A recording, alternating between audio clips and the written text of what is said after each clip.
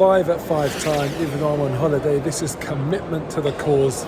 Let's get right into it. Number one, and look, it was a defeat, right? So there's not going to be all positives in this 5-at-5. There can never be all positives when it's a defeat. But one big positive to come out of the game was Gabriel Martinelli's incredible performance. I'm gutted for him, really. I feel like there was that one opportunity where he went to curl it into that far corner, and his performance deserved a goal from me. I would have loved to have seen that gone in. But in any case, he was just such an attacking outlet for Arsenal in that game. One moment that really comes to mind in the 48th minute was when he absolutely humiliated Trent Alexander-Arnold, and then on top of that, just embarrassed Jordan Henderson with a nutmeg. Brilliant play. And so many times I felt like we were watching Martinelli and he had us on the edge of our seats.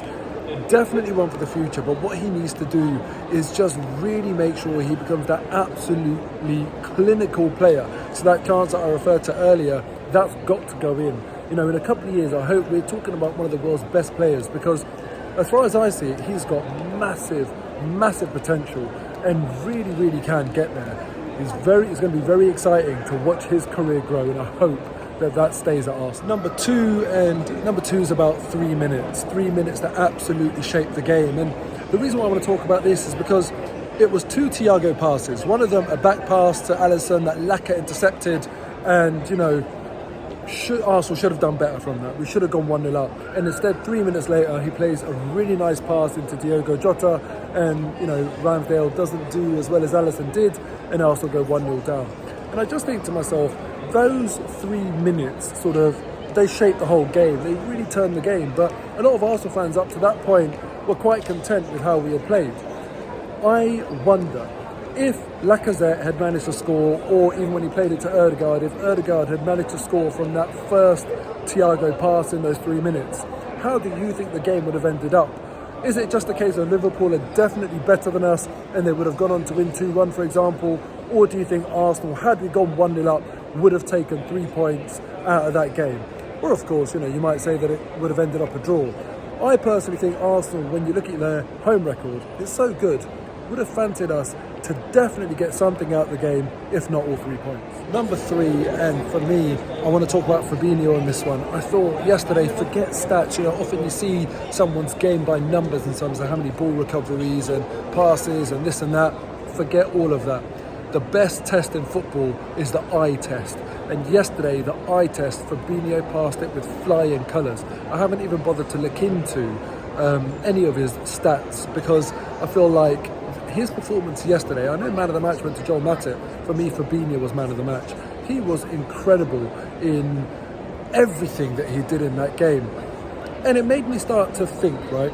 Let's say, for example, Arsenal could take one Liverpool player and put it into this current Arsenal team. Now I'm not just talking about, just select the best player, for example, Van Dijk. You have to look at Arsenal's needs as well and what we're really lacking in our team. So I want you to put in the comments below, given where Arsenal's weaknesses are, if you could take one player from Liverpool and put him into the Arsenal team, who would it be? For me, I think Fabinho is a massive shout. You know, I think we've got good centre-backs, but it's really that central midfield area that we're lacking. And yes, we are lacking a proper striker, but Liverpool don't even play with a proper striker. So for me, I wouldn't feel as confident chucking Salah in, for example, up top, because that's not the way he plays. But Fabinho in the middle, man, I think he would slot into Arsenal's midfield so beautifully. But obviously, no chance in hell of that happening. Anyway, let me know what player you'd take from Liverpool to slot into the Arsenal team. Number 4, and that's Arsenal's home form. Look, I've seen some people complaining about the result yesterday, and we're at home, we should be doing better and all that sort of stuff. And yeah, I get that. But for me, when I look at the home form league table and see that Arsenal are behind only Liverpool and Man City, I think to myself, even if we had lost against opposition much further down the table than Liverpool, I would be saying, look, let's cut our team some slack, because we have shown that we are a very good team at home. We've turned our stadium into a bit of a fortress, and you are going to have some bad days. I don't even think yesterday was an awful performance to the extent that I'd call it a bad day necessarily. It was a bad day based on the result, not so much the performance, where I felt like we were competitive. But the fact of the matter is, you can't just expect to go and win every single game at home. But Arsenal have done a fantastic job at home, so we should cut the team a little bit of slack. We've got 2 away games now, and then our next home game is Brighton. Brighton are on an awful run of form. All we need to do is make sure that the next home game we've got, we just go and smash Brighton and get back to winning ways at home and continue in this run-in for 4th place to the end of the season. Make sure we continue to make our stadium a fortress. Number 5, and this is looking forward to the next 11 games that we've got left in this season, 4 of which are against major rivals for that 4th spot. And actually, do you know what? I'm including Chelsea in this because I don't think Chelsea are as surefire for 3rd as many people think they are. With everything that's going on in and around Chelsea right now, I would not be surprised if that starts to have a detrimental impact on the pitch.